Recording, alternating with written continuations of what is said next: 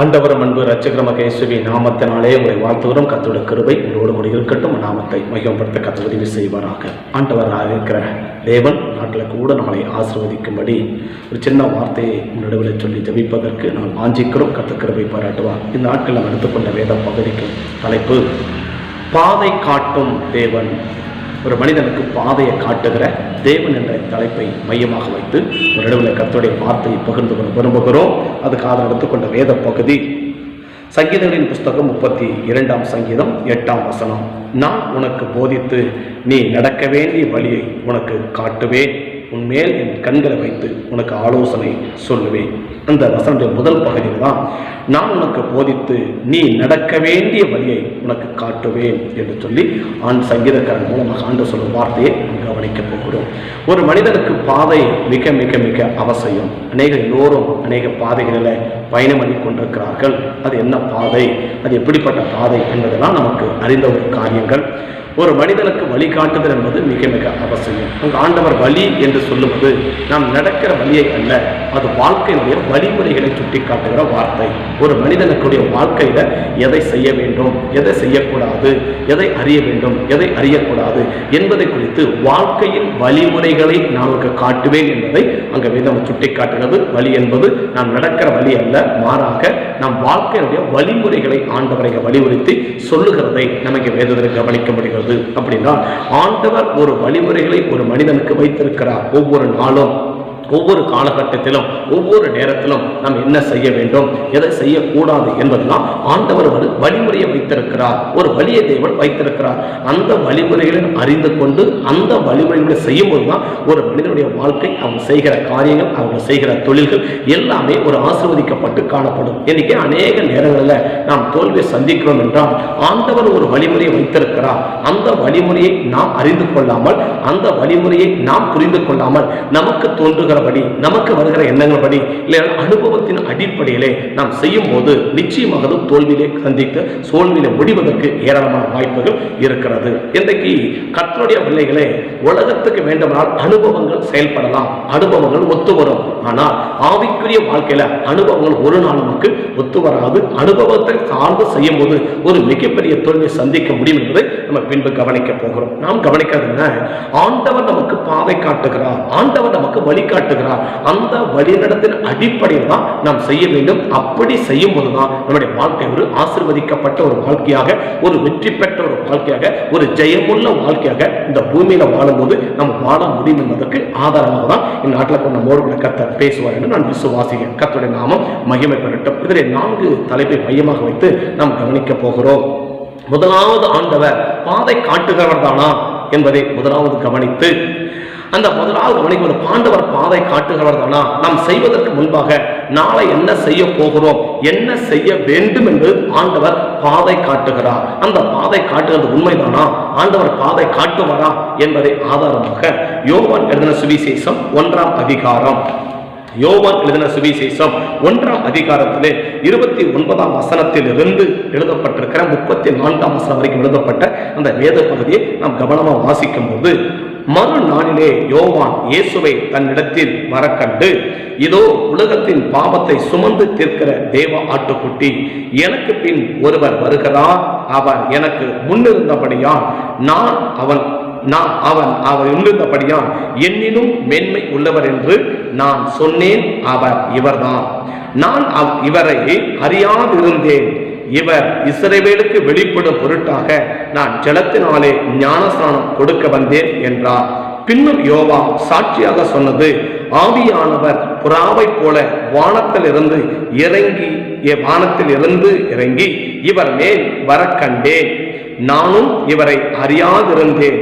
ஆனாலும் ஜலத்தினாலே ஞானஸ்நானம் கொடுக்கும்படி என்னை அனுப்பினவர், ஆவியானவர் இறங்கி யார் மேல் தங்குவதை காண்பாயோ அவரே பரிசுத்த ஆவியானவரின் ஞானஸ்நானம் கொடுக்கிறவர் என்று எனக்கு சொல்லியிருந்தார்.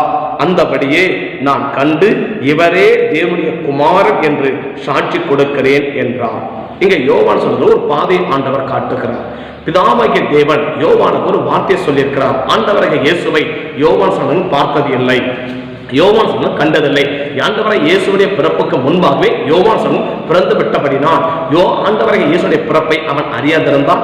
ஆண்டவர் இயேசு யார் என்பதற்கு தெரியாதிருந்தது. ஆனால் பிதாவாகிய தேவன் அவருக்கு ஒரு பாதையை காட்டுகிறார், அவருக்கு ஒரு வழிமுறையை காண்பிக்கிறார். இப்படிதான் நீ செய்ய போகிறார், இவர்தான் அவர் என்று நாம் யாரை சந்திக்க போகிறோம், அவர் எப்படிப்பட்டவர், அவர் என்ன செய்ய போகிறவர் என்பதை கூட ஆவியானவர் தாமே அவருக்கு அறிவிக்கிறார். பிதாவாகிய தேவன் யோவான் ஸ்நானனுக்கு அறிவிக்கிறதை நாம் இங்கே காண முடிகிறது. அப்படின்னா யோவான் ஸ்நானகன் யாரை சந்திக்க போகிறார், அவர் எப்படிப்பட்டவர், அவர் என்ன செய்ய போகிறவர் என்பதை எல்லாம் ஆண்டவர் அவனுக்கு வெளிப்படுத்துவது உண்மை என்றால் நமக்கும் தேவன் வெளிப்படுத்துகிறவராக இருக்கிறார். அப்படின்னா ஆண்டவருடைய வழிநடத்துதலை பெற்றுக்கொண்டு ஆண்டவர் காட்டுகிற பாதையில் ஒரு மனிதன் நடந்து அந்த வாழ்க்கையின் வழிமுறைகளை பின்பற்றி நடக்கும் போதுதான் அந்த மனிதனுடைய வாழ்க்கை ஒரு வெற்றியுள்ள வாழ்க்கையாக அமையும்.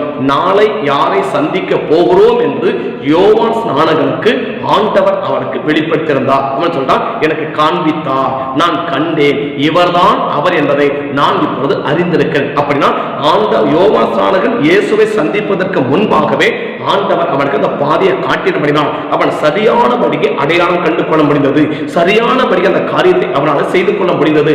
ஒருவேளை அவன் அந்த பாதையை அறியாதிருந்தால் மத்தியில் ஆண்டவர் சொல்லும் போது அவன் சொல்லுகிறான், அவனுக்கு தெரியாது இருப்பானா, இயேசு வரும்போது இயேசு சொல்ற ஞானசனம் கொடுக்கும் போது இவர் யார் என்று தெரியாமலே அவன் ஞானசனம் கொடுத்திருக்க முடியும். ஆனால் பிதாவாகிய தேவன் யோவான் ஸ்நானகனுக்கு நாளை யாரை சந்திக்க போகிறாய் என்று சொல்லி அவனுக்கு வெளிப்படுத்தப்படினால் ஆண்டவராகிய இயேசுவை சரியானபடிக்கு அவன் அடையாளம் கண்டு கொள்ள முடிந்தது. அப்படின்னா யோவான் ஸ்நானகனுக்கு வெளிப்படுத்தின ஆண்டவர் நமக்கும் வெளிப்படுத்துவார். யோவான் ஸ்நானகனுக்கு பாதை காட்டுகிற ஆண்டவர் நமக்கும் பாதை காட்டுவார். யோவான் மாத்திரமல்ல, ஆண்டவராகிய இயேசுவுக்கும் கூட ஆண்டவர் பாதை காட்டினபடினால்தான் அவருடைய ஊழியம் 33 வருடத்துடைய வாழ்க்கை ஒரு வெற்றியுள்ள வாழ்க்கையாக அமைந்தது. அப்படின்னா யோவான் ஸ்நானனுக்கு மாத்திரமல்ல, ஆண்டவராகிய இயேசுவுக்கும் கூட தேவாகிய தேவன் ஒவ்வொரு நாளும் அவர் என்ன செய்ய வேண்டும், எப்படி செயல்பட வேண்டும், யாரை சந்திக்க வேண்டும், எந்த காரியத்துக்கு எதை செய்ய வேண்டும், அதை எப்படி செய்து முடிக்க வேண்டும் என்பதையெல்லாம் ஆண்டவர் அவனுக்கு ஆண்டவரை இயேசுவுக்கு வெளிப்படுத்தினபடினால்தான் அவருடைய ஊழியம் வெற்றியாக முடிந்தது. இப்ப ஆண்டவராகிய இயேசுவுக்கும் கூட அவருடைய வழிதல் தேவையா என்பதை அறிய வேண்டும். யோவான் சுவிசேஷம் 5ஆம் அதிகாரத்திலே ஒரு வாக்கியம் இப்படியாக எழுதப்பட்டிருக்கிறது. 19ஆம் வசனத்தை நம்ம வாசித்தோம்னா, அப்பொழுது இயேசு அவர்களை நோக்கி, மெய்யாகவே மெய்யாகவே நான் உங்களுக்கு சொல்லுகிறேன், பிதாவானவர் செய்ய குமாரன் காண்கிறது எதுவோ அதையே அன்றி வேறு ஒன்றையும் தாமாக செய்ய மாட்டார். அவர் எவைகளை செய்கிறாரோ அவைகளையே குமாரனும் அந்தபடியே செய்கிறார். வேதம் தெளிவாக சொல்லுகிறது, ஆண்டவராக இயேசு பூமிக்கு வந்தாலும் அவருக்கும் ஒரு வழிமுறைகள் தேவைப்படுகிறது. பிதாவாகிய தேவன் என்ன செய்கிறதை குமாரன் காண்கிறாரோ, அப்படின்னா ஒரு நிகழ்ச்சி பூமியில நிறைவேறி முடிவதற்கு முன்பாகவே, நாம் மூலம் நடப்பதற்கு முன்பாகவே அது பரலோகத்திலே நடந்து முடிந்து விடுகிறது. பிதாவாகிய தேவன் அதை செய்து முடித்து விடுகிறார். பிதாவாகிய தேவன் எதை எப்படி செய்து முடித்தாரோ அதை நாம் கண்டுகொண்டோமானால் அந்த காரியத்தை அப்படியே செய்யும் போது நமக்கு என்ன உண்டாகுது, ஒரு மிகப்பெரிய வெற்றி உண்டாகிறது. அநேக நேரங்களில் இந்த சிறு பிள்ளைகள் இந்த யூடியூப் மூலமாக பல காரியங்களை ப்ராஜெக்ட் செய்வதை பார்க்கிறார்கள். சின்ன சின்ன காரியங்கள் செய்வது, அவங்க என்ன செய்கிறார்கள், எப்படி சேர்ந்து அதை ஓபன் பண்ணி அதை பார்த்து விட்டு அப்படியே அதை செய்து முடிக்கும் போது என்ன உண்டாகுது, அந்த வடிவம் அப்படியே வந்து விடுகிறது. அதை போல இங்க ஆண்டவராகிய இயேசு என்ன செய்கிறார், பிதாவாகிய தேவன் ஒரு காரியத்தை எப்படி செய்ய வைக்கிறாரோ அதை ஆண்டவராகிய இயேசு பார்க்கிறார். அந்த பார்த்து விட்டு அந்த வழிமுறையை அவர் அப்படியே கடைபிடித்து செய்வதனால அந்த ஊழியம் அவர் செய்த காரியங்கள் எல்லாமே வெற்றியாக முடிகிறது. இன்னைக்கு நீங்களும் நானும் ஒரு காரியம் செய்கிறோம் என்றால் எதன் அடிப்படையிலே நம்ம செய்து கொண்டிருக்கிறோம்?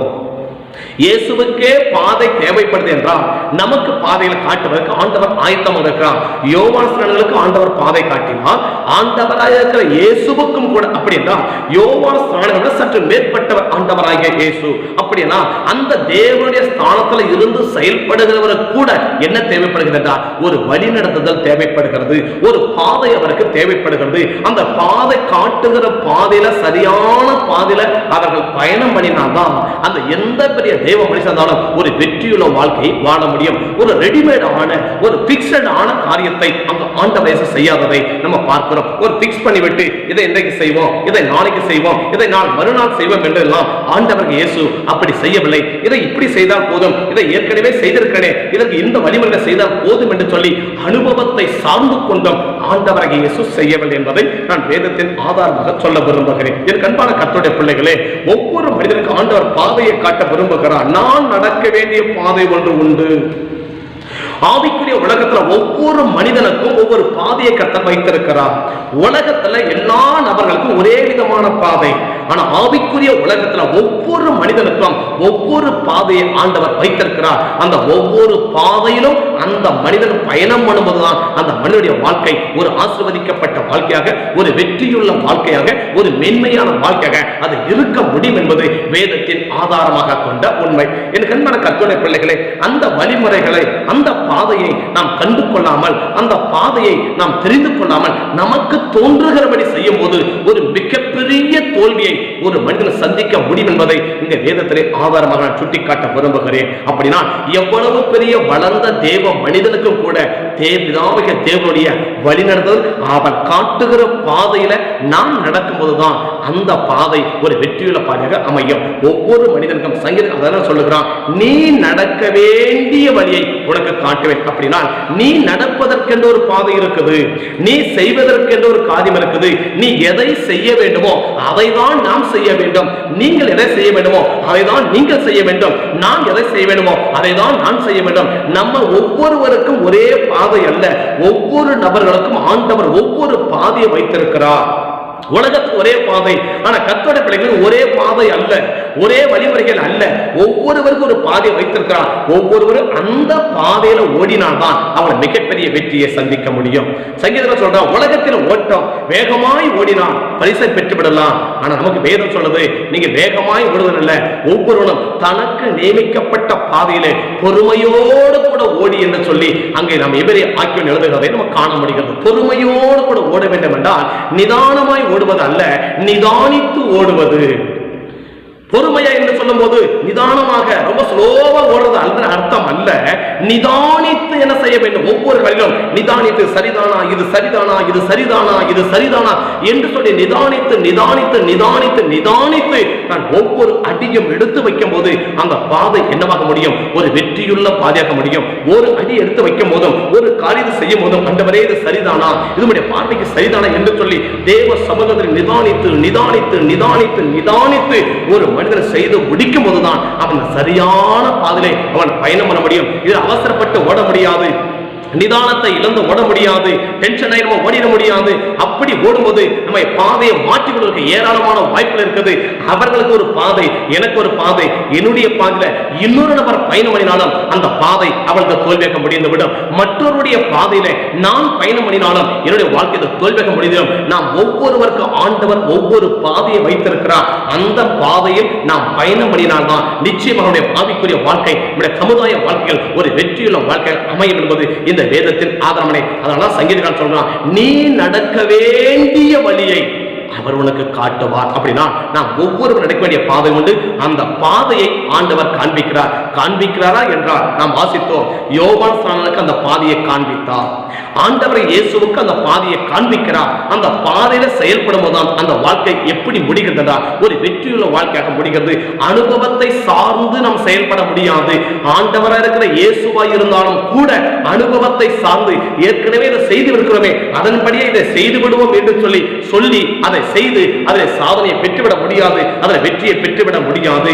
அந்த காரியத்தில் நாம் சந்திக்கிற பிரச்சனை, நாம் சந்திக்கிற போராட்டம், நாம் எடுக்கிற முடிவுகள், நாம் செயல்படுகிற விதங்கள் எல்லாவற்றிலும் ஒரு வெற்றியை காண வேண்டுமானால் கட்டாயமாக இந்த காரியத்தில், நான் சந்திக்கிற இந்த காரியத்தில் தேவன் எனக்கு என்ன பாதை வைத்திருக்கிறார், என்ன வழிமுறையை வைத்திருக்கிறாரோ அந்த வழிமுறையை அறிந்து கொண்டு அந்த வழிமுறைப்படி செய்யும் போதுதான் அது ஒரு வெற்றியுள்ள வாழ்க்கை அமையும். நீங்க ஆண்டவரை இயேசுவை பார்க்கிறோம், பிதாவானவர் செய்ய குமாரன் காண்கிறது எதுவோ அதையே அன்றி வேறு ஒன்றையும் அவர் தானாக செய்யவில்லை என்பதை இங்கே வேதம் சுட்டிக்காட்டுது. உண்மையிலே அப்படிதான் அவர் செய்தாரா என்பதை நாம் கவனித்து பார்க்க வேண்டும். 2 வேத பகுதியை அதனால் சொல்ல விரும்புகிறேன். மத்திய சுவிசேஷ புஸ்தகம் 8ஆம் அதிகாரத்திலே மத்தேயு சுவிசேஷ புத்தகம் 8ஆம் அதிகாரத்திலே ஆண்டவர் சந்திக்கிற ஒரு பிரச்சனையை எப்படி கையாளுகிறார் என்பதையும், அதே சம்பவத்தை மற்றொரு இடத்துக்கு வரும்போது அங்கே எப்படி கையாளுகிறார் அப்படின்னா, ஒரே விதத்தை ஆண்டவர் கையாளுகிறது இல்லை, ஒரே காரியத்தை ஆண்டவர் செய்ததில்லை. ஏற்கனவே இந்த அனுபவத்தை அவர் சார்ந்து கொள்ளவில்லை என்பதை நான் வேத ஆதாரமாக சுட்டிக்காட்ட விரும்புகிறேன். மத்தேயு 8ஆம் அதிகாரத்திலே எழுதப்பட்ட வேத வசனப்படி 23ஆம் வசனத்திலிருந்து 26ஆம் வசனம் எழுதப்பட்ட வேத பகுதி நமக்கு தெரிந்த வேத பகுதி தான். என்னன்னா, அவர் படவில் ஏறின போது அவருடைய சீசர்களும் அவருக்கு பின் சென்று ஏறினார்கள். அப்பொழுது படகு அலைகளினால் மூடப்படத்தக்கதாய் கடலே பெரும் காற்று உண்டாயிற்று. அவரோ நித்திரையாயிருந்தார். அப்பொழுது அவருடைய சீசர்கள் வந்து அவரை எழுப்பி, ஆண்டவரே, எங்களை இரட்சியும், மடிந்து போகிறோமே என்றார்கள். அதற்கு அவர், அற்ப விசுவாசிகளே, ஏன் பயப்படுகிறீர்கள் என்று சொல்லி எழுந்து காற்றையும் கடலையும் அதட்டினார். உடனே மிகுந்த அமைதல் உண்டாயிற்று என்று பார்க்கிறோம். இதற்கு ஒத்த அப்படியே ஒத்த வேத பகுதி மத்தேயு 14ஆம் அதிகாரத்தில் இதே சம்பவத்திலும் கவனிக்க முடிகிறது. இதே படகுகள் அந்த இடத்துல ஆண்டவர் இயேசு இல்லை என்பதையும் நம்ம கவனிக்க பார்க்கிறோம். என்னன்னா, 14ஆம் அதிகாரம் 24ஆம் வசனத்திலிருந்து நம்ம கவனித்தோமானால், அதற்குள்ளாக படகு நடுக்கடலே சேர்ந்து எதிர்காற்றாய் இருந்தபடினால் அலைகளினால் அலைவுபட்டு இரவின் 4ஆம் சாமத்திலே இயேசு கலைமன் நடந்து வந்து அவிடத்து வந்தார். இங்க 24ஆம் வசனம் வந்து, அதற்குள்ளாக படகு நடுக்கடலே சேர்ந்து எதிர்காற்றாய் இருந்தபடியினால் அலைகளினாலே அலைவுபட்டது என்று. அங்கேயும் காற்றடித்தது, இங்கேயும் காற்றடித்தது. அங்கேயும் அலைகள் எழும்பிற்று, இங்கேயும் அலைகள் எழும்பிற்று. அப்படின்னா இந்த இடத்துக்கு ஆண்டவர் செய்கிற சம்பவம் என்ன? அங்க எழுந்தினா காற்றையும் கடலையும் பார்த்து இறையாதே என்று அதை அதட்டினார். அது அமைதல் ஆயிற்று. இப்ப ஆண்டவருக்கு தெரியும், இடம் தெரிந்திருக்கணும், அனுபவத்தை சார்ந்து கொள்வதாக இருந்திருப்பாரா? இதை சம்பவம் ஏற்கனவே அறிந்தது தானே. ஏற்கனவே காற்றையும் கடலையும் நம்ம அதட்டிருக்கிறோமே, அங்கேயும் காற்றடித்தது, அங்கேயும் அலைவுபட்டது, இதே சம்பவத்தை தானே நம்ம அங்கேயும் பார்த்திருக்கிறோம். அதே போல செய்து விடலாம் என்று சொல்லி ஆண்டவர் நினைக்கவில்லை. இங்கே ஆண்டவர் செய்கிற காரியம் என்ன? வேதம் சொல்லுது 32ஆம் வசனத்திலே, அவர் படகில் ஏறின உடனே காற்று அமர்ந்தது. இங்க ஆண்டவர் ஒரு வார்த்தையும் பேசவில்லை. அங்கே ஆண்டவர் எழும்பி அதட்டினார். ஆனா இங்க ஆண்டவர் ஒரு வார்த்தையும் பேசவில்லை. இது எப்படி நடந்தது அப்படின்னா, அவர் அனுபவத்தை சார்ந்து கொள்ளவில்லை. எப்படி நடந்தது?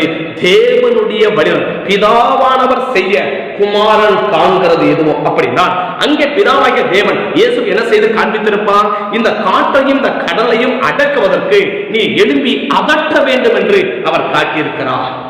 இங்க என்ன காட்டியிருக்கிறார்? இங்க ஒண்ணு அதட்ட வேண்டாம், இங்க ஒண்ணு சொல்ல வேண்டாம், நீ அமைதியா அந்த படையில ஒரு கால்களை வைத்தாயானாலேயே அந்த காற்றும் கடலும் அமைதியாகி விடும் என்பதை பிதாவாகிய தேவன் காண்பித்திருக்கிறார். அந்த வழிமுறையை இயேசு பின்பற்றினால்தான் நாம் என்ன செய்ய முடிந்தது என்றால், அந்த ஊழியத்திலே அவர் வெற்றி பெற முடிந்தது. அந்த நிகழ்ச்சியிலே, அந்த போராட்டத்திலே அவர் வெற்றி பெற முடிந்தது. என் அன்பான கர்த்தருடைய பிள்ளைகளே, நாம் சந்திக்கிற ஒவ்வொரு பிரச்சனைகளுக்கும் ஆண்டவர் ஒரு வழிமுறையை வைத்திருக்கிறார். அந்த வழிமுறையை நாம் தெரிந்து கொள்ளாமல் போவதினால் அநேக நேரங்களில் நாம் தோல்வியை சந்திக்க நேரிடுகிறது, அநேக நேரங்களில் நாம் இழப்புகளை சந்திக்க நேரிடுகிறது, அநேக நேரங்களில் நாம் பாதிப்பை சந்திக்க நேரிடுகிறது. ஆனால் ஒரு பிரச்சனையை சந்திக்கும் பொழுது, ஒரு போராட்டங்களை சந்திக்கும் போது தேவ சமூகத்தில் ஆண்டவர் என்ன வழி வைத்திருக்கிறார் என்பதை நாம் தெரிந்து கொண்டோம்னா, நாம் சந்திக்கிற எவ்வளவு பெரிய பிரச்சனையாக இருந்தாலும், எவ்வளவு பெரிய போராட்டமாக இருந்தாலும் அதில் எளிதாக வெற்றி பெறுவதற்கு தேவன் நமக்கு வழி வைத்திருக்கிறார். அந்த வழியை தான் நமக்கு காட்ட விரும்புகிறார். அந்த வழியை காட்டி அந்த பாதையில் நம்ம நடக்கும் போது, அந்த வழிமுறைகளை நாம் செய்யும் போது ஒரு மிகப்பெரிய வெற்றியை நாம் சந்திக்க முடியும். அப்ப ஆண்டவராக இயேசுவா இருந்தாலும் கூட, ஒரு வளர்ந்த வளர்ந்த ஒரு எல்லாவற்றையுமே செய்து முடிக்கக்கூடிய அவ்வளவு பெரிய திறமை உடையவராக இருந்தாலும் கூட, பிதா தனக்கு வைத்திருக்கிற வழிமுறைகளை, பிதா தனக்கு காண்பிக்கிற அந்த காரியத்தை இயேசு அப்படியே செய்தபடினால்தான் அவருக்கு அந்த காரியம் வெற்றியாக முடிகிறது. உதாரணம் சொன்னோம், ஆண்டவர்கள் இயேசு பாதை பாதை காட்டுகிறவர். ஆண்டவர் பாதை காட்டுவார் என்றால் யோவான் ஸ்நானனுக்கும் பாதை காட்டினார், ஆண்டவராக இருக்கிற இயேசுவுக்கும் பாதை காட்டினார். ரெண்டும் என்ன வித்தியாசம்? ஒரு சராசரி மனிதனுக்கும் கூட தேவனுடைய வழிநடத்தல் தேவைப்படுகிறது. கர்த்தர் வழிநடத்த விரும்புகிறார், அந்த பாதையை காட்ட விரும்புகிறார். ஒரு வளர்ந்த தேவ மனிதனுக்கும் கூட கர்த்தர் வழிநடத்தல் தேவைப்படுகிறது, அவருக்கும் வழிநடத்தல் காண்பிக்க விரும்புகிறார். ரெண்டு பேரும் வித்தியாசம் புரிந்து கொள்ளுங்கள். யோவான் ஒரு சராசரி மனிதன். அந்த சராசரி மனிதனுக்கும் ஆண்டவர் அவனுக்கு வைத்திருக்கிற பாதையை ஆண்டவர் காண்பிக்கிறார். ஆண்டவர் இயேசு ஒரு தேவனாக இருக்கிறவர். அப்ப அவ்வளவு பெரிய ஒரு தேவனுக்கும் கூட தேவனை வழிநடத்த தேவைப்படுகிறது, அவருக்கும் தேவ வழிநடத்த விரும்புகிறார், அந்த பாதை காண்பிக்கிறார். ஆண்டவர் பாகுபட்சம் பார்க்காது என்பதை இதன் மூலமாக விளங்கிக் கொள்கிறோம். யோவாசனங்களுக்கு பாதையை காட்டுகிறவர், ஆண்டவர்கள் இயேசுவுக்கு பாதையை காட்டுகிறவர், நமக்கும் பாதை காட்டுகிறார். அந்த பாதையிலே நடந்தோமானால் ஒரு மிகப்பெரிய வெற்றியை நாம் எளிதாக சுதந்திரித்துக் கொள்ள முடியும். மூன்றாவது, யாருக்கு இந்த பாதையை காட்ட விரும்புகிறார்? யாருக்கு ஆண்டவர் அந்த பாதையை காட்ட விரும்புகிறார் என்றால், அங்கே மத்திய சுவிசேஷ புத்தகம் 14ஆம் அதிகாரத்திலேயே அந்த வசனம் எழுதப்பட்டிருக்கிறது. என்ன எழுதப்பட்டிருக்கு என்றால், மத்திய 14ஆம் அதிகாரத்திலே எழுதப்பட்ட அந்த பகுதியில 23ஆம் வசனத்தை நம்ம கவனித்தோம்னா, அவர் ஜனங்களை அனுப்பிவிட்ட பின்பு தனித்து ஜெபம் பண்ண ஒரு மலையின் மேல் ஏறி சாயங்காலம் ஆன போது அங்கே தனிமையாயிருந்தார். யாருக்கு அந்த பாதையை காட்ட விரும்புகிறார் என்றால், ஜெபிக்கிறவர்களுக்கு ஆண்டவர் பாதை காட்ட விரும்புகிறார். இல்லை என்றால் ஆண்டவரோடு கூட தனித்திருக்கிறவர்களுக்கு, ஆண்டவரோடு கூட அதிக நேரம் செலவிடுகிறவர்களுக்கு, ஜெபிக்கிறவர்களுக்கு ஆண்டவரே இதற்கு என்ன வழிமுறையை வைத்திருக்கிறீர் என்று தேவ சமூகத்திலே ஜெபிப்பவர்களுக்கு தான் கர்த்தர் பாதையை காட்டுவார். இன்னைக்கு தேவ ஜனங்களே, உங்களுக்கு எனக்கும் ஒரு பிரச்சனையை சந்திக்கும் போது அந்த பிரச்சனை மாற்றங்கள் என்று ஜெபிப்பதற்கு அநேக விருப்பம் உண்டு. அநேக ஜெபங்கள் இந்த பிரச்சனையை மாற்றுங்க ஆண்டவரே, இந்த பிரச்சனையை மாற்றுங்க ஆண்டவரே என்றுதான் ஜெபிக்கிறமே தவிர, ஆண்டவரே இந்த பிரச்சனை மாற்றப்படுவதற்கு நான் என்ன வழிமுறையை கையாள வேண்டும் என்பதை, நான் எதை பின்பற்ற வேண்டும் என்பதை, நான் என்ன செய்ய வேண்டும் என்பதை எனக்கு அநேகருக்கு அறிந்து கொள்வதற்கு விருப்பம் இல்லை என்பதை நான் தேவ சமூகத்தில் தைரியமாக சொல்லிக் கொள்ள முடியும். என் கண்பான கர்த்தருடைய பிள்ளைகளே, இப்ப ஆண்டவர் இயேசு ஏற்கனவே சந்தித்த பிரச்சனை முதலே சொல்லிவிட்டேன். மற்ற 8ஆம் அதிகாரத்துல இதே சம்பவத்தை ஆண்டவர் சந்திக்கிறார். ஆனா இங்க வரும்போது அவர் சந்திக்க, இதுக்கு முன்பு நடக்கிற சம்பவங்கள் நமக்கு தெரியும். கிட்டத்தட்ட திரளான கூட்டங்கள் வந்திருக்கிறார்கள். மனதிற்கு அவங்க மேல மனதுரிக்கு ஆண்டவர் அவளை சுகமாக்குகிறார், விடுதலையாக்குகிறார், அற்புதம் செய்கிறார். அந்த ஜனங்களுக்கு எல்லாம் ஆண்டவன் கூட்டங்கள் முடிந்தவுடனே எல்லோரும் பசியா இருக்கிறார்கள். அவனுக்கு உணவு கொடுக்க சொன்ன போது செய்தி சொல்றாங்க, இங்க ஒன்றுமில்லை, 5 அப்பம் 2 மீன் தான் இருக்கிறது என்று சொல்லி 5 அப்பம் 2 மீன் அதை ஆண்டவருடைய கையில வாங்கி அதை ஆசீர்வாதம் கொடுக்கும் பொழுது 5000 புருஷர்கள், ஆண்கள் புருஷர் மட்டும் 5000 புருஷர் சாப்பிட்டு மீதி 12 கோடை நிறைய எடுத்தார்கள் வேதம் சுட்டி காட்டுது. இதோடு கூட சாயங்காலம் ஆகிவிட்டது. ஆண்டவர் இயேசுடைய அந்த நாட்கள் ஊழியம் முடிந்து விட்டது. அதற்கு பிறகு என்ன செய்ய போகிறோம், அடுத்த நாள் ஊழியத்தை எப்படி துவங்க வேண்டும், அடுத்த நாள் சந்திக்கிற பிரச்சனை எப்படி மேற்கொள்ள வேண்டும், அதற்கு பிதாவாகிய தேவன் வைத்திருக்கிற வழிமுறை என்ன என்பதை அறிந்து கொள்வதற்காக தான் அவர் சாயங்காலம் ஆனபோது அவர் தனித்து தேவ சமூகத்தில் போய் காத்திருக்கிறார். அவர் தேவனோடு கூட ஜெபம் பண்ணி கொண்டு, ஆண்டவரே நாளை நான் சந்திக்கிற பிரச்சனை என்ன, அந்த பிரச்சனையை மேற்கொள்வதற்கு, அந்த பிரச்சனை நான் தோற்று போகாமல் அந்த பிரச்சனை நான் ஜெயிப்பதற்கு நான் என்ன வழிமுறையை பின்பற்ற வேண்டும் ஆண்டவரே, அதுக்கு நீங்க என்ன வழிமுறை வைச்சிருக்கிறீங்க என்பதை எனக்கு சொல்லும் என்று சொல்லிதான் அவர் சாயங்காலம் இரவெல்லாம் தேவனோடு தனித்திருக்கிறார். எனக்கு அன்புமான கர்த்தருடைய பிள்ளைகளே, நாம் சந்திக்கிற இந்த பிரச்சனைகளுக்கு மத்தியில, அந்த போராட்டங்களுக்கு மத்தியில ஆண்டவரே இந்த பிரச்சனையை மேற்கொண்டு நான் ஜெயிப்பதற்கு நீங்க என்ன வழிமுறையை வைத்திருக்கிறீர்கள், அந்த வழிமுறையை எனக்கு காண்பீங்க என்று சொல்லி ஜெபிப்பதற்கு நீங்க எத்தனை பேர் ஆயத்தமாக இருக்கிறோம்? நேற்றைய தினத்தில் ஊழியர்கள் முடிந்து விட்டது. அவருடைய ஊழியர்கள் முடிந்த உடனே, அந்த ஊழியங்கள் வைக்க முடிந்தவுடனே அடுத்த நாள் ஊழியத்தை அவர் திறம்பட செய்வதற்கு அவர் முயற்சிக்கவில்லை. அவராகவே செய்வதற்கு முயற்சிக்கவில்லை என முதலே சொல்லிவிட்டார். பிதாவானவர் செய்ய குமாரன் காண்கிறது எதுவோ அதையே அன்றி வேற ஒன்றையும் அவர் தானாக செய்யவில்லை என்பதை சத்திய வேதம் சுட்டிக்காட்டினபடி இப்ப இந்த நாள் ஊழியம் முடிந்துவிட்டது. அடுத்த நாள் என்ன செய்ய வேண்டும் என்பதை அவர் எங்கே குறிப்பிடுகிறார் என்றால், தேவ சன்னிதானத்திலிருந்து பெறுகிறார். தேவனோடு கூட அவர் தனித்திருக்கிறார். யாருக்கு வெளிப்படுத்துவார்? ஆண்டவர் ஒரு மனிதனுக்கு வைத்திருக்கிற பாதையை யாருக்கு காண்பிப்பார் என்றால், ஜெபிப்பவர்களுக்கு காண்பிப்பார். எப்படிப்பட்ட ஜெபம்? தேவனோடு கூட தனித்திருக்கணும். அதிக நேரம் இரவெல்லாம் தனித்திருக்க. சாயங்காலம் போனவர் 4ஆம் ஜாமத்தில் தான் அப்படி வெளியே வருகிறதை பார்க்கிறோம். கிட்டத்தட்ட சாயங்காலத்திலிருந்து விடியற் காலம் வரைக்கும் அவர் தேவ சமுதிர காத்திருக்கிறார். எதுக்கு? அடுத்த நாள் நான் என்ன செய்ய போகிறேன், எப்படி செய்ய போகிறேன், அதை எப்படி வெற்றியா மாற்றுவது, நான் சந்திக்கிற பிரச்சனைகள் என்ன, நான் சந்திக்கிற போராட்டங்கள் என்ன, இந்த காரியத்திலே நான் எப்படி வெற்றி பெறுவது என்பது பிதாவைய தேவனுடைய சமுதிர காத்திருந்து ஜெபிப்பவர்களுக்கு ஆண்டவர் பாதையை காட்ட விரும்புகிறார். அப்ப ஜெபிக்கலானும் ஒரு பிரச்சனைகளுக்காக ஜெபிக்கிறவர்களாய் இருந்தால் ஆண்டவர் அந்த பாதையை காட்டுவார். ஆண்டவர் இயேசு இதா சொல்லி இருக்க நான் நினைக்கிறேன், நீ அந்த தலைவரை கால் வைத்த உடனே அது காற்று அமர்ந்து விடும். அவை ஆண்டவர் அப்படியே செய்தபடினால்தான் அந்த காற்று அமர்ந்தது. அந்த பிரச்சனையில அவன் எளிதாக வெற்றி பெறுவது. சாயங்காலம் தொடங்கி விடியற் காலம் வரைக்கும் 4ஆம் ஜாமம் வரைக்கும் 3 மணிலிருந்து 6 மணி வரைக்கும் இருக்கிற அந்த பிரச்சனை ஒரு ஜாமம் என்பது 3 மணி நேரம். அந்த 3 மணி நேரம் 4ஆம் ஜாமம் என்பது என்ன? விடியற் காலம் 3 மணிலிருந்து 6 மணி வரை. இந்த 3 மணி இந்த 3 6 மணிக்குள்ளதான் ஆண்டவர் இயேசு அவரை சந்தித்திருக்க முடியும். அந்த நேரம் அவ்வளவு நேரம் பெரிய போராட்டங்களை சீசர்கள் சந்திக்கிறார்கள். மிகப்பெரிய போராட்டம் சந்திக்கிற நடுக்கடை இரவெல்லாம் போராடி கொண்டிருக்கிறார்கள். என்ன செய்வது தெரியாமல் திகைத்துக் கொண்டிருக்கிறார்கள். ஆனா அவர்களுக்கு இதை மேற்கொண்டு ஜெயிப்பதற்கு வழிமுறைகள் தெரியவில்லை.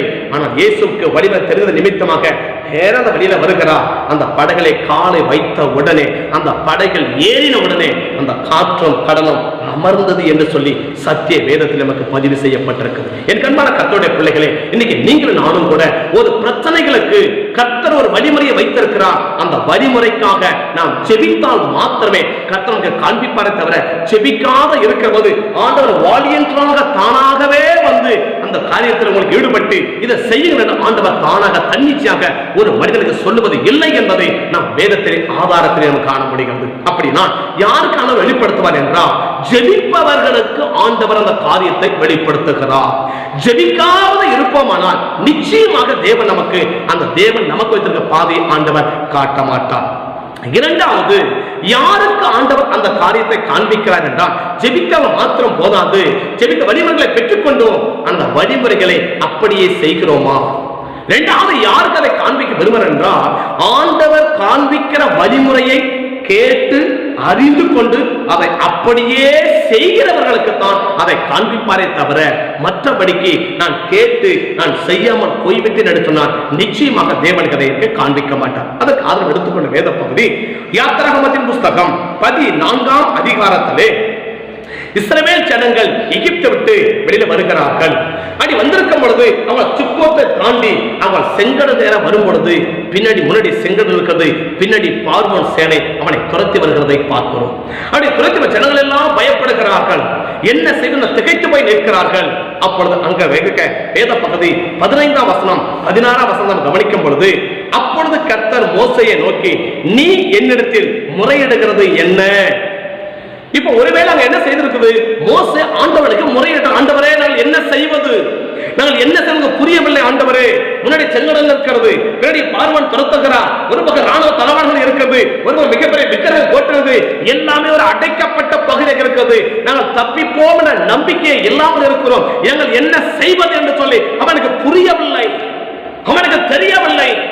ஆண்டவர் சொல்றான், மோசே நீ என்ன நோக்கி முறையிடுகிறது என்ன அப்படின்றான். மோசே ஆண்டவரை நோக்கி முறையிட்டு இருக்கிறார். என்ன செய்வது ஆண்டவரே? இந்த பிரச்சனைகளுக்கு மத்தியில் நாங்கள் என்ன செய்வது? நாங்கள் என்ன செய்ய விரும்புகிறீர்? இந்த பிரச்சனையை தாண்டுவதற்கு, இதை மேற்கொள்வதற்கு, இந்த பிரச்சனையை ஜெயிப்பதற்கு நீங்க என்ன வழிமுறை வைத்திருக்கிறீர் ஆண்டவரே என்று மோசே ஆண்டவரை நோக்கி முறையிட்டு இருக்க முடியும். அப்படி முறையிடும் போதுதான் ஆண்டவர் அவனுக்கு சொல்லுகிற வார்த்தை 16ஆம் வசனம் சொல்லுகிறது, நீ உன் கோலை ஓங்கி உன் கையை சமுத்திரத்தின் மேல் நீட்டு என்று ஆண்டவர் சொல்லுகிறார். இதுவரைக்கும் அறியாத ஒன்று, இதுவரைக்கும் புரியாத ஒன்று. இன்னைக்கு எங்கமான கர்த்தருடைய பிள்ளைகளே, ஆண்டவர் நமக்கு சொல்லுகிற காரியத்தை நாம் அப்படியே செய்யக்கூடிய நபரா இருந்தால் மாத்திரமே நமக்கு ஆண்டவர் பாதை காட்டுவரை தவிர, ஆண்டவர் சொல்லி நாம் கேட்காத போய்விடுவோமானால் நிச்சயமாக கர்த்தர் நமக்கு பாதை காட்ட மாட்டேன். வேதத்தின் ஆதாரத்தில் நான் சுட்டி காட்ட விரும்புகிறேன். ஆண்டவனுக்கு பாதை காட்ட வேண்டுமானால் ஆண்டவர் என்ன வழிமுறையை வைத்திருக்கிறாரோ அந்த வழிமுறையை ஆண்டவர் எனக்கு காண்பிக்கும் போது அதை அப்படியே, அதனுடைய புத்திக்கு எட்டாவதாக இருக்கலாம், நமக்கு அறிவது எட்டாவதாக இருக்கலாம், அது நமக்கு விளங்காததாக இருக்கலாம். எங்கேயாவது கோலை நீட்டினான் செங்கடல் பழக்கமா என்று மோசே யோசிக்கவில்லை. படித்த ஞானி, எகிப்துடைய சகல சாஸ்திரங்களையும் கற்று தேறினவன், இப்படிப்பட்ட சம்பவம் படித்திருக்கவே முடியாது, இப்படிப்பட்ட சம்பவம் கண்டிருக்கவே முடியாது. அவன் புத்திக்கு எட்டாதது, அவன் அறிவுக்கு எட்டாதது, அவனுக்கு புரியாத ஒன்றை ஆண்டவர் செய்ய சொல்லும் போது ஒரு நிமிஷம் கூட அவன் தாமதிக்கவில்லை. வேதம் சொல்லுகிறது 21ஆம் வசனம், மோசே தன் கையை சமுத்திரத்தை மேல் நீட்டினான் என்று சொல்லி. அப்படின்னா யாருக்கு ஆண்டவர் தன் பாதையை காட்ட விரும்புகிறார்? எந்த நபர் ஆண்டவர் சொல்லுகிற காரியத்தை, ஆண்டவர் காட்டுகிற பாதையை அப்படியே செய்யக்கூடிய நபருக்கு தான் இரண்டாவது காற்று என்பதை நான் வேதத்தில் ஆதாரமாக சுட்டிக்கொள்ள. முதலாவது சொன்னேன், ஜெபிப்பவர்களுக்கு அதை காண்பிக்கிறார். இரண்டாவது, எந்த நபர் ஜெபிக்கிறது மாத்திரம் ஆண்டவர் வழிகளை கண்டுகொண்டு அந்த காரியத்தை அப்படியே செய்கிற நபர், அது அவன் புத்தி கெட்டதாக இருக்கலாம், அவனுக்கு விளங்காததாக இருக்கலாம், அவனுக்கு தெரியாத இருக்கலாம். இப்படி நடக்குமா என்று சொல்லி யாராவது கோலை நீட்டினான், கடல் பழக்கமா, இப்படி யோசித்தான் அவன் செய்திருக்கவே மாட்டான். இல்லை இல்லை, அப்படி செய்ய வாய்ப்பு இல்லை சொல்லி அவன் அதை செய்யாமல் போயிருப்பான். எனக்கு அநேக இடத்துல தேவ ஜனங்களே, அநேக ஜெபிக்கிறார்கள், கர்த்தருடைய வழிமுறையை பெற்றுக் கொள்ளுகிறார்கள், ஆனால் அப்படியே செய்வதற்கு அநேகருக்கு விருப்பம் இல்லாமல் போவதன் நிமித்தமாக அநேக நேரங்களில் நாம் தோல்வியை சந்திக்கிறோம். என் கண்மான கர்த்தருடைய பிள்ளைகளே, இன்னைக்கு நீங்கள் நானும் கூட தேவ சமூக பிரச்சனையை மேற்கொள்ளும் ஆண்டவர் என்ன வழிமுறை வைத்திருக்கிறார் என்று சொல்லி ஜெபிக்கிறவளா, ஜெபித்து தெரிந்து கொள்ளுகிறவளா நாம் இருக்கிறோமா?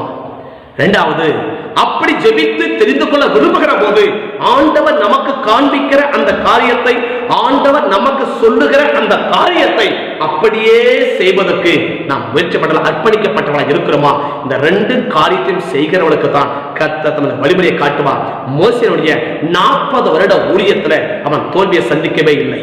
ஆண்டவர் இயேசு இருக்கிற அந்த 33 வருட காரியத்துல 3.5 வருட ஊழியத்துல ஆண்டவர் இயேசு தோல்வியை சந்திக்கவே இல்லை. அந்த தோல்வியை சந்திக்காம போனதுக்கு காரணம் என்னவென்றால், தேவனாக இருந்தாலும் தேவ மனுஷனாக இருந்தாலும் தேவன் நமக்கு வைத்திருக்கிற வழியிலே ஒரு மனிதன் நடக்கும் போதுதான், அந்த வழிமுறையின்படி செய்யும் போதுதான், அது தேவனாக இருந்தாலும் அது தேவ மனிதனாக இருந்தாலும் கூட அவன் ஒரு வெற்றியுள்ள வாழ்க்கையை வாழ முடியும் என்பது இந்த 2 வேத பகுதியிலும் ஆதாரம். மோசே 40 வருடத்துல ஆண்டவர் அவனுக்கு என்ன சொல்கிறோம் அதையே தவிர வேற ஒன்றையுமே அவன் செய்ததாக இந்த வேதத்திலே பதிவு செய்யப்படவில்லை.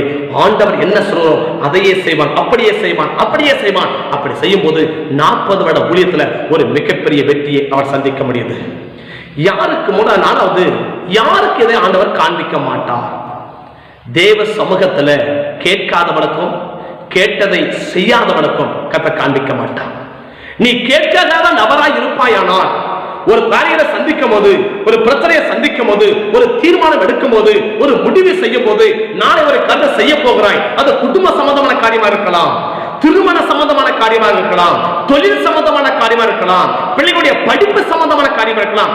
எந்த காரியமாக இருந்தாலும், அது ஊழிய சம்பந்தமான காரியமா இருக்கலாம், எந்த காரியமாக இருந்தாலும் தேவ சமூகத்தில் ஆண்டவரே இதை செய்ய வேண்டுமா, இதை செய்யட்டுமா, இதை எப்படி செய்ய வேண்டும் என்ற வழிமுறையை நான் தெரிந்து கொள்ளாமல் போது சாதாரண காரியத்தில் கூட, ஒரு சின்ன காரியத்தில் கூட ஒரு மிகப்பெரிய தோல்வியை நாம் சந்திக்க முடியும் என்பதற்கு இந்த வேதத்திலே ஆதாரம் உண்டு.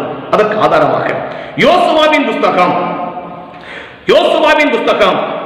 7ஆம் அதிகாரத்தில் எழுதப்பட்ட அந்த வேத பகுதியை நான் உண்மையாக சுட்டிக்காட்ட விரும்புகிறேன். யோசுவாவின் புஸ்தகம் 7ஆம் அதிகாரம் தெரிந்த வேத பகுதியானால் நம்ம கவனிக்க அவசியம் உண்டு. யோசுவா 7ஆம் அதிகாரம் 1 - 4 வரைக்கும் நம்ம வாசித்தோம்னால் அங்க எழுதப்பட்ட முக்கியமான வசனம் வாசிக்கிறேன். 3ஆம் வசனத்தையும் 4ஆம் வசனத்தையும் வாசிக்கும் போது, யோசுவா ஒரு சின்ன பட்டணம், அந்த சின்ன பட்டணத்தை எப்படி ஜெயிக்கணும் அதை வேவுப்பார்கள் என்று ஆட்களை அனுப்பும் போது, அந்த ஆட்கள் எல்லாம் போய் அந்த பட்டணத்தை சுற்றி பார்த்துவிட்டு வேவ பார்த்துவிட்டு யோசுவாவின் இடத்துல ஒரு செய்தி அறிவிக்கிறார்கள். என்ன அறிவிக்கிறார்கள் என்றால், 3ஆம் வசனம், யோசுவாவின் இடத்தில் திரும்பி வந்து யோசுவாவை நோக்கி, ஜனங்கள் எல்லோரும் போக வேண்டியதில்லை, ஏறக்குறைய 2000 பேர் 3000 பேர் போய் ஆயை முறியடிக்கலாம், எல்லா ஜனங்களையும் அங்கே போகும்படி வருத்தப்பட வேண்டியது இல்லை, அவர்கள் கொஞ்சம் பேர் தான் என்றார்.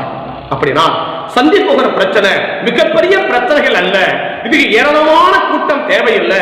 ஒரு சின்ன பிரச்சனை, ஒரு சின்ன காரியம், இந்த சின்ன காரியத்துக்கு 2000 பேர் இல்ல 3000 பேர் போனாக்க எளிதாக ஜெயித்து விடலாம், வேற ஒன்றும் தேவையில்லை என்று ஜனங்கள் எல்லோரும் சொல்லுகிறதை யோசுவா கேட்டார். யோசுவா ஒரு தலைவன் அல்லவா? ஒரு மிக தேவனோடு நடந்த மனிதன் அல்லவா, கர்த்தருடைய வாக்குத்தத்தத்தை பெற்ற மனிதன் அல்லவா, கர்த்தருடைய வார்த்தை கேட்ட மனிதன் அல்லவா. ஜனங்கள் சொல்லுகிறார்கள். அதை கேட்டவுடனே அந்த ஜனங்களுடைய சத்தத்துக்கு யோசுவாவும் செவி கொடுத்த வண்ணமாக 4 வசனம் அப்படியே 4 வசனம் அப்படியே ஜனங்கள் ஏறக்குறைய 3000 பேர் அவ்விடத்துக்கு போனார்கள். ஆனாலும் அவர்கள் 1000 மனுஷருக்கு முன்பாக முறிந்தோடினார்கள். 5 வசனம் 1000 மனுஷர்கள் அவர்களில் ஏறக்குறைய 36 பேரை வெட்டி போட்டார்கள். என் கண்பான கர்த்தருடைய பிள்ளைகளே, இதுவரைக்கும் யோசுவா தோல்வியை சந்தித்தது இல்லை. 40 வருட சரித்திரத்திலே, 40 வருட அனுபவத்திலே அவன் பார்க்கும்போது இதுவரைக்கும் அவன் தோல்வியை சந்திக்கவில்லை. எவ்வளவு பெரிய பெரிய பிரச்சனை சந்தித்தது இருந்தது, அவையெல்லாம் எளிதாக வெற்றி பெற்றான். ஆனா சின்ன பட்டணம், ஒரு சின்ன பிரச்சனை, ஒரு சின்ன போராட்டம், ஆனா யோசுவா ஜெயிக்க முடியவில்லை. 36 பேர் மடிந்து போனது என்று சத்திய வேத பதிவு செய்யப்பட்டது. யோசுவாவுக்கு விளங்கவில்லை. என்ன ஆண்டவரே, என்ன நடக்கிறது ஆண்டவரே, ஏன் இப்படி நடந்தது என்று சொல்லி அவன் திகைக்கிறான், கலங்கறான், தேவ சமூகத்தில் போய் விழுகிறான். ஏன் தோல்வியை சந்தித்தார்கள்? இதற்கு முன்பாக 2 காரியத்தை யோசுவா சந்திக்கிறதை நம் வேதம் பதிவு செய்யப்பட்டிருக்கிறது. யோசுவா 3ஆம் அதிகாரத்திலே அவன் யோர்தானை சந்திக்க போகிறான். யோசுவா 3ஆம் அதிகாரத்திலே அவன் யோர்தானை சந்திக்க போகிறான். இந்த யோர்தானை சந்திப்பதற்கு அவனுக்கு வழிமுறை இருந்தது. என்ன வழிமுறை இருந்தது என்றால், யோசுவா 3ஆம் அதிகாரம், யோசுவாவின் புத்தகம் 3ஆம் அதிகாரம் 7ஆம் வசனத்தையும் 8ஆம் வசனத்தையும் பார்த்தோமானால், கர்த்தர் யோசுவாவை நோக்கி, நான் மோசேயோடு இருந்தது போல உன்னோடு இருக்கிறேன் என்பதை இஸ்ரவேல் எல்லோரும் அறியும்படிக்கு இன்று அவர்கள் கண்களுக்கு முன்பாக உன்னை மேன்மைப்படுத்துவேன். உடன்படிக்கை பெட்டியை சுமக்கிற ஆசாரியரை பார்த்து, நீங்கள் யோர்தானின் தண்ணீர் ஓரத்தில் சேரும் போது யோர்தானில் நில்லுங்கள் என்று நீ கட்டளையிடுவாயாக என்று சொல்லி அவனுக்கு சொன்னான். அப்படினா இந்த யோர்தானில் எப்படி பிளப்பது என்பது அவனுக்கு வழிமுறை இருந்தது. ஆண்டவர் என்ன சொல்லுகிறார்? இந்த ஒன்றரை கலங்க வேண்டாம், அதுக்கு ஒன்றரை பயப்பட வேண்டாம், அது ஒரு சாதாரண காரியம். அது என்ன செய்யலாம் என்றால், நீ ஒன்றை செய், பெட்டியை சுமக்கிற ஆசாரியர்களை அந்த தண்ணி ஓரத்துல அந்த கால்களை வைக்கும் போது அந்த யோர்தான் நின்று போய்விடும், அது பின்னிட்டு திரும்பிவிடும் என்று ஆண்டவர் யோர்தானை பிளப்பதற்கு ஒரு வழிமுறையை அவனுக்கு வைத்திருந்தார்.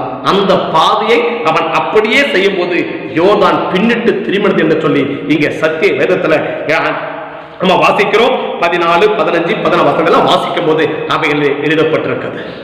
இரண்டாவது சந்திக்கிற மிகப்பெரிய பிரச்சனை யோசுவா 6ஆம் அதிகாரத்தில் எரிகோ பட்டணம் ஒரு மிகப்பெரிய பட்டணம்.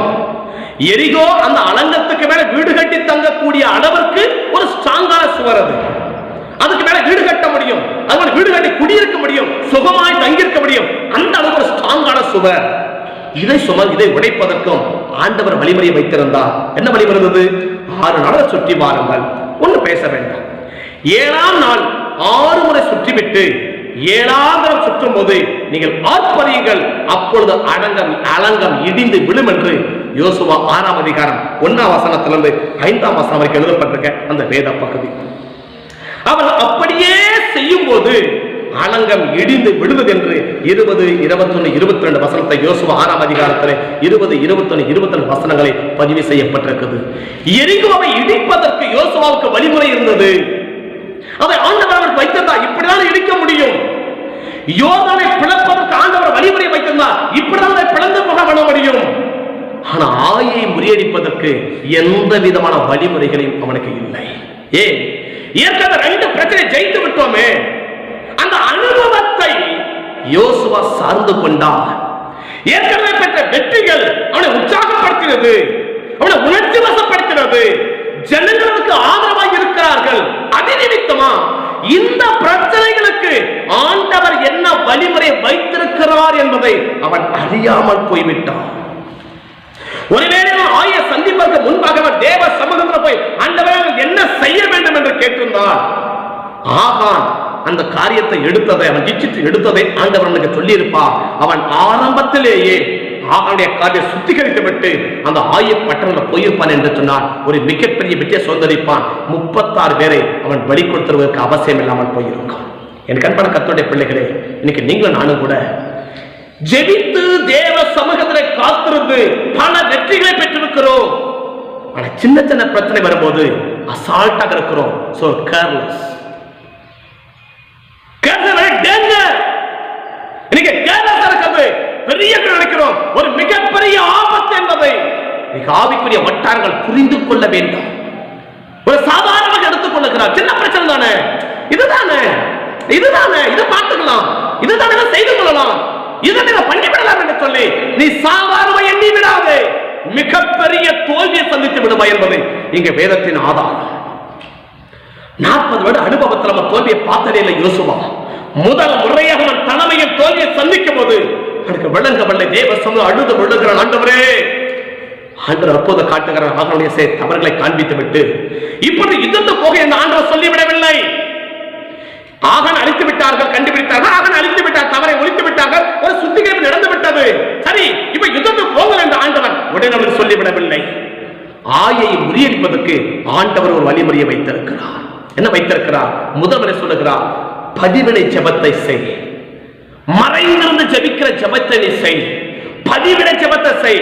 நேரடியா சந்திக்கிற பிரச்சனை ஒன்று, நேரடியா சந்திப்பது ஒன்று, சத்துருவை மறைமுகமா தாக்குவது ஒன்று என்பது 2 காரியங்களை ஆண்டவர் முதல் முறையாக ஆண்டவர் அந்த யோசுவா 8ஆம் அதிகாரத்திலே ஆண்டவர் சொல்கிற காரியத்தை நாம் கவனிக்க முடிகிறது. 2ஆம் வசனம், நீ எரிகோவுக்கும் ராஜாவுக்கும் செய்தது போல ஆயிக்கும் அதன் ராஜாவுக்கும் செய்ய கடவாய். அதில் கொள்ளையான பொருட்களை, மிருகங்களையும் ஜீவன்களையும் உங்களுக்கு கொள்ளையாக எடுத்துக் கொள்ளலாம். பட்டணத்துக்கு பின்னாலே பதிவினை வை என்றார். இங்க 2 காரியத்தை ஆண்டவர் சொல்லுகிறார். ஒன்று, யோசுவாவுக்கு சொல்றார், ஆயி பட்டணத்துக்கு நேராக உன் கையை நீட்டு என்று சொல்லி. இரண்டாவது, ஆயி பட்டணத்துக்கு பின் மேலே ஒரு பதிவினை ஆட்களை வை என்று சொல்லி ஆண்டவர் ஆயை மேற்கொள்ளக்கு ஒரு வழிமுறையை வைத்திருக்கிறார். அந்த வழிமுறையை யோசுவா தெரிந்து கொள்ளாமல் போனது நிமித்தமாக ஒரு மிகப்பெரிய தோல்வியை சந்திக்கிறான். எனக்கு அன்பான கர்த்தருடைய பிள்ளைகளே, இன்னைக்கு நீங்க நானும் சந்திக்கிற பிரச்சனை பெரிய பிரச்சனையோ சின்ன பிரச்சனையோ அது அவசியம் இல்லை.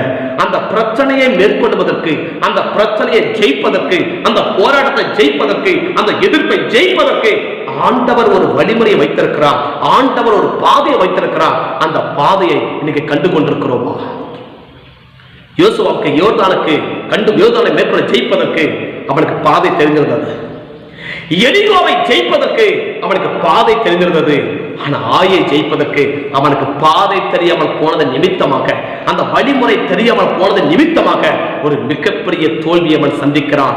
ஆனாலும் ஆண்டவர் சொல்லுகிறபடி அந்த பதிவிட ஜபத்தை வைத்து, அந்த பதிவிட ஆட்கள் கட்டணத்துக்கு பின்னாடி ஜனங்களை பதிவிற்க வைத்து, முன்பு ஒரு பகுதி ஜனங்கள் முன்பாக கடந்து போய் அவருடைய கணிப்புப்படி 3000 பேர் போனால் போதும். ஆனா ஆண்டவருடைய கணிப்புப்படி எல்லோரும் ஆய்க்கு முன்பாக போக வேண்டும். எல்லோரும் ஆய்க்கு இணைந்து போராட வேண்டும். சிலர் மாத்திரம் போராடாலும் போதாது. சின்ன பிரச்சனை இருக்கலாம். ஒரு குடும்ப சின்ன பிரச்சனையா, ஒரு குடும்ப சாதாரண பிரச்சனையா, குடும்பமாய் இணைந்து போராடுங்கள், குடும்பமாய் இணைந்து ஜெபியுங்கள், குடும்பமாய் இணைந்து தேவ சமூகத்தை காத்திருங்கள். அப்பொழுதுதான் கர்த்தர் வழிமுறையை காண்பிப்பார். ஆண்டவர் சொல்றார், ஆய சின்ன பிரச்சனை தான், ஒரு சின்ன பிரச்சனை தான், நீ தனியா நின்று போராடி ஜெயிக்க முடியாத யோசுவா, ஒன்று செய், பட்ட ஜனம் எல்லாரையும் கூட்டிட்டு போ. ஒரு ஜனங்கள் பதிவிருக்கட்டும், ஒரு ஜனங்கள் இதை செய்யட்டும், ஒரு ஜனங்கள் அதை செய்யட்டும் என்று சொல்லி பட்டண ஜனங்கள் 2 கூட்டம் போன உடனே யோசா முன்பு போல போகிறான். அந்த ஜனங்கள் போட்டு ஓடி வருகிறார்கள். அந்த பட்ட ஜனங்கள் எல்லாரையும் வெளியிலே கொண்டு வருவாங்க. யோசுவா, நீ திரும்பி ஓடு, நான் சொல்லும் போது அந்த பட்டணத்தில் நேராக உன் ஈட்டியை நீட்டு என்று சொல்லி ஆண்டவர் சொல்லும் போது அதை அப்படியே யோசுவா செய்கிறான். அப்படி செய்யும் போது 10 ஜனங்கள் எழுப்பி வந்து அந்த ஆய்க்கு தீ கொளுத்துகிறார்கள். ஆய ஜனங்கள் பட்டணத்தை பார்க்கும்போது வான பரியந்த புகை எழும்புகிறது. முன்னாடி எழுதியிருக்கிறார்கள், பின்னாடி எழுதியிருக்கிறார்கள். இக்கட்ட மாட்டிக்கொண்ட பொழுது அனைவரும் வெற்றி விடுகிறார்கள். ஒரு மிகப்பெரிய வெற்றியை பெறுகிறார்கள். எனக்கு அன்பான கர்த்தருடைய பிள்ளைகளே, ஏன் நம்முடைய வாழ்க்கை தோல்வியை சந்திக்கிறோம்? நாம் சந்திக்கிற பிரச்சனையை மேற்கொள்வதற்கு வழிமுறை இருக்கிறதா?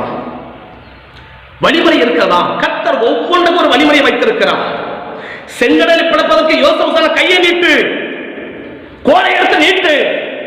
ஆனா யோர்தானை பிளப்பது ஆண்டவர் சொல்லுகிறார், கால போய் காலம் கையை நீட்ட வேண்டும், கையை நீட்ட வேண்டும், கால வைக்க வேண்டும், கால வைக்க வேண்டும். அப்படின்னா எல்லாவற்றுக்கும் ஆண்டவர் வழிமுறையை வைத்திருக்கிறார். கையை நீட்ட வேண்டிய இடத்துல காலை வைத்திருந்தார், செங்கடல் பிளந்திருக்காது. கால வைக்க வேண்டிய கையை நீட்டிருந்தார், யோர்தான் பின்னிட்டு போயிருக்காது. ஒவ்வொரு இடத்துக்கும் ஆண்டவர் ஒரு வழிமுறையை வைத்திருக்கிறார். அந்த வழிமுறையை நீங்களும் நானும் பின்பற்றுவோமானால் நிச்சயமாக எல்லாவற்றிலும் ஒரு வெற்றியுள்ள வாழ்க்கையை வாழ முடியும். அந்த வெற்றியுள்ள வாழ்க்கை வாழ வேண்டுமானால் யோசுவா தேவன் விழுகிறான். தேவன் விழுந்த சாயங்காலம் வரைக்கும் காத்திருக்கிறான். ஆண்டவர் சொல்ல, எழுந்து போ, தப்பு பண்ணிட்டாங்க, அதை சரி பண்ணு என்று சொல்லுகிறார். அந்த ஆயை மேற்கொள்வதற்கு நான் ஒரு வழிமுறை வைத்திருக்கேன் யோசுவா, அந்த வழிமுறையை நீ பின்பற்றுவையினால் அந்த ஆயி பட்டத்தை ஜெயித்து வரலாம் என்று சொல்லி அந்த 8ஆம் அதிகாரம் முழுவதும் அந்த ஆயி பட்டத்தை சோதனைக காரியத்தை பார்க்கிறோம். இன்னைக்கு நீங்களும் கர்த்தருடைய வழிமுறையை தெரிந்து கொள்ளாமல் சின்ன காரியமோ பெரிய காரியமோ நம்முடைய மாம்சத்தில் இறங்கி இல்ல அனுபவத்தை சார்ந்து கொண்டு நாம் போராடுவோம்னா நிச்சயமாக நம்ம வெற்றி பெற முடியாது. நம்ம தோல்வியை சந்தித்து விடுவோம். ஆண்டவர் இயேசுவை பார்க்கிறோம். நான் 33 வருட ஊழியத்துல மோசையை பார்க்கிறோம். 40 வருட ஊழியத்துல ஒரு மிகப்பெரிய வெற்றியை சந்திக்கிறார்கள். ஏனென்றால் ஆண்டவர் சொல்லுகிறதை அப்படி நம்ம செய்து முடிக்கிறார்கள். அப்படி செய்யும் போதுதான் நம்ம வெற்றி பெற முடியுது. இன்னைக்கு நீங்களும் கர்த்தர் வைத்திருக்கிற பாதையை சங்கீதத்தில் சொல்லுதான், நீ நடக்க வேண்டிய வழியை உனக்கு காட்டுவேன். ஒவ்வொரு காரியத்துக்கும் ஆண்டவர் வழிமுறை வைத்திருக்கிறார். அந்த வழிமுறையை நாம் செய்யும் போதுதான் கர்த்தர் மிகப்பெரிய வெற்றியை காண முடியும். அந்த வழிமுறையை தெரிந்து கொள்ள வேண்டுமா நாம் தேவ சமூகத்தில் காத்திருக்க வேண்டும். கண்களை மூடுவோம், கர்த்தரை பார்க்கிறோம். என் அன்பின் பரலோக பிதாவே, கர்த்தருடைய ஜனங்களே, ஆண்டவராகிய தேவன் சாதாரண மனிதனுக்கும் தமது பாதையை காட்ட விரும்புகிறார். ஒரு வளர்ந்த தேவ மனிதனுக்கும் தேவன் பாதையை காட்ட விரும்புகிறார். எல்லாருக்கும் தேவன் பாதையை காட்ட விரும்புகிறார். உங்களுக்கும் எனக்கும் பாதையை தெரிந்து கொள்ள வேண்டிய விருப்பம் இருக்கிறதா? எல்லோருக்கும் ஆண்டவர் பாதையை காட்ட விரும்புகிறவர். சாதாரண மனிதனுக்கும் காட்டுகிறார், தேவ மனிதனுக்கும் காட்டுகிறார், வளர்ந்த ஒரு தேவ மனிதனுக்கும் காட்டுகிறார், தேவனோடு இருக்கிற மனிதனுக்கும் காட்டுகிறார், ஒரு சாதாரண மனிதனுக்கும் காட்டுகிறார். யோவான் ஸ்நானங்களுக்கும் காட்டினார், ஆண்டவர்கள் இயேசுவுக்கும் காட்டினார். அப்படி நான் ஒன்று புரிந்து கொள்ளலாம், ஆண்டவர் நமக்கு பாதையை காட்டுகிறவர் தான். இரண்டாவது கண்டோம், யாருக்கு காட்டுகிறார்? ஜெபிக்கிறவர்களுக்கு ஆண்டவர் பாதையை காட்டுவார். பிரச்சனை வந்து ஆண்டவருக்கு என்ன செய்ய வேண்டும் என்று ஜெபிக்கிறவர்களுக்கு ஆண்டவர் பாதையை காட்டுகிறார். இரண்டாவது, ஆண்டவர் சொல்லுகிற காரியத்தை, ஆண்டவர் காட்டுகிற காரியத்தை அப்படியே செய்கிறவர்களுக்கு ஆண்டவர் காட்டுகிறார். மாறா வரும்போது கசபா இருக்குது. மோசே ஒரு மரத்தை காண்பித்தா, அதை தூக்கி உள்ள போட்டா, கசபா மாறி போச்சு. அப்படின்னா ஆண்டவர் சொல்லுகிறதை, ஆண்டவர் காண்பிக்கிறதை அப்படியே செய்கிற மனிதனுக்கு தன்னுடைய வழியை கர்த்தர் காண்பிக்க விரும்புகிறார். மூன்றாவது, ஏன் வாழ்க்கையில தோல்வி? ஏன் வாழ்க்கையில் நீங்க தோல்வியை சந்திக்கிறோம் என்றால், தேவ சமூகத்திலே நாம் சந்திக்கிற பிரச்சனைகளுக்காக கர்த்தருடைய வழிமுறைகளை நாம் தெரிந்து கொள்ளாமல் போகும்போதுதான் ஒரு மிகப்பெரிய தோல்வியை நாம் சந்திக்க முடிகிறது. அந்த தோல்வியில் ஜெயமாக மாற வேண்டுமானால் நான் தேவ சமூகத்திலே காத்திருக்க வேண்டும். நான் தேவ சமூகத்திலே நிற்க வேண்டும். தோல்வி வந்தவுடனே தேவ சமூகம் விடுகிறான் மோசே, யோசுவா. தேவ காத்திருக்கும் போது கர்த்தர் சொல்லுகிறார், இதன்படி செய் என்று. நான்காவது, கர்த்தருடைய வழிமுறைகளை தெரிந்து அதன்படி செய்கிற மனிதன் தோல்விகளை எல்லாம் ஜெயமாக மாற்றிவிட முடியும். நீ கடந்த காலத்தில் தோல்வியை சந்தித்திருக்கிறாயா? நீ சந்தித்த தோல்விகளை ஜெயமாய் மாற்ற வேண்டும்னா இன்னைக்கு தேவ சமூகத்துக்கு கடந்து போ. கண்பட கர்த்தருடைய பிள்ளைகளே, என் தேவ ஜனமே, நீ கடந்த நாட்கள் எதை தோல்வியை சந்தித்திருக்கிறாய்? என்ன தோல்வியை சந்தித்திருக்கிறாய்? அந்த தோல்வியை உங்களுக்கு வெற்றியாக மாற்ற வேண்டுமா? இன்றைக்கு தேவ சமூகத்தில் காத்து, ஆண்டவரே, இந்த தோல்வி வெற்றியை மாற்றுவதற்கு நான் என்ன செய்ய வேண்டும் என்று சொல்லி தேவ சமூகத்தில் காத்திரு. கர்த்தர் நமக்கு சொல்லுகிறபடி நாம் அதை செய்வோமானால் நிச்சயமாக தேவன் அந்த தோல்வியை வெற்றியாக மாற்றி ஒரு மிகப்பெரிய வெற்றியை நம்மளை மாற்றி விடுவதற்கு ஆண்டவர் ஆயத்தமாக இருக்கிறார். தேவ சமூகத்தை அர்ப்பணிப்போம். கர்த்தர் கிருபையை பாராட்டுவார். அன்பின் பரலோக பிதாவே, கடந்த நாட்கள் ஒருவேளை உடைய வழிமுறைகளை தெரிந்து கொள்ளாமல், உடைய வழிமுறைகளை புரிந்து கொள்ளாமல், நாங்கள் அனுபவங்களை சார்ந்து கொண்டு அனுபவங்களின் வழிபடியில அனுபவத்தில் இருந்து செயல்பட்டது நிமித்தமாக ஒரு மிகப்பெரிய நாங்கள் தோல்வியை சந்தித்து விட்டோம். ஆண்டவரே, எங்களை தயவாய் மன்னியும் என்று சொல்லி நீங்க கர்த்தருடைய சமூகத்தை அர்ப்பணித்து ஆண்டவரே துதிக்கிறோம் ஐயா, ஸ்தோத்திரிக்கிறோம். ஆண்டவரே, இனி ஒவ்வொரு காரியத்திலும் உடைய சமூகத்திலே காத்திருந்து அதற்கு நீர் வைத்திருக்கிற வழிமுறையை தெரிந்து கொண்டு அந்த வழிமுறையை அறிந்து கொண்டு அதை செய்து வெற்றி பெறுவதற்கு எனக்கு கிருபைகளை தாருங்கப்பா. உடைய வழிமுறையை புரிந்து கொள்ள, உடைய வழிமுறையை நான் அறிந்து கொள்ள, அதை மாம்சத்திலே யோசிக்காதபடி, அனுபவத்திலே யோசிக்காதபடி, உடைய மாம்ச சிந்தனை கொண்டு வராதபடி நீர் எனக்கு காண்பிக்கிற காரியத்தை அப்படியே விளங்கிக் கொள்வதற்கு எனக்கு கிருபை தாரும் ஆண்டவரே. அந்த காரியத்தை அப்படியே செய்வதற்கு எனக்கு போதுமான பலத்தை கொடுக்க வேண்டும் என்று சொல்லி சமூகத்தை நோக்கி நம்ம பார்த்து ஜெபிக்கிறோம். ஆண்டவரே, உடைய கரம் எங்களோடு கூட இருக்க வேண்டுமா நாங்கள் ஜெபிக்கிறோம். உடைய வழிமுறையை அங்க அறிந்து கொள்ள போன காரியத்தை எங்களுக்கு மன்னிப்பீராக சாமி. உடைய வழிமுறையை அறிந்து கொள்வதற்கு எங்களுக்கு கிருபைகளை தர வேண்டுமா நாங்கள் ஜெபிக்கிறோம். நீர் காண்கிற வழிமுறையை அப்படியே செய்து முடிப்பதற்கு எங்களுக்கு பலத்தை தர வேண்டும் என்று சொல்லி சமூகத்தை நோக்கி பார்த்து ஜெபிக்கிறோம் ஆண்டவரே. நீ காண்பிக்கிற காரியத்தை செய்து முடிக்க முடியாதபடி குறுக்கிற போராடுகிற எல்லா தடைகள் இயேசுவின் நாமத்தில் விலகும்படிக்கு நாங்கள் ஜெபிக்கிறோம் ஆண்டவரே. மகிமையுள்ள கரம் எங்களோடு கூட இருக்கட்டும். ஆளுகைக்கும் பராமரிப்புக்கு எங்களை ஒப்புக் கொடுக்கிறோம். தொடர்ந்து நடத்தும் ஆளுகை செய்யும் ஆசோசி காத்துக்கோங்க. இயேசுவின் நாமத்தை ஜெபிக்கிறோம் நல்ல பிதாவே. ஆமென் ஆமென். God bless you. கர்த்தர் உங்களை ஆசீர்வதிப்பார்.